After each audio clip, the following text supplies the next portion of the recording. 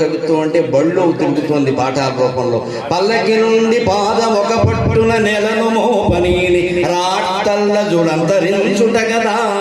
పల్లకి నుండి పాదం ఒక పట్టున నెలను మోపనీని రాట్టల్ల జుడంతరించుట గదా. బడులన్బడి ఎడ్వసాగే మా పల్లవ కోమలాంగి రసవత్ కవిత మధుమోహనాంగి.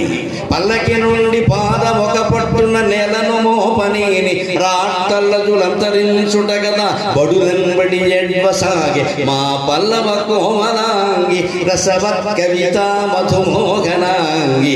ఈ చిల్లర కొట్టు జీవిత విశేషమశేషము కంఠశోషయే.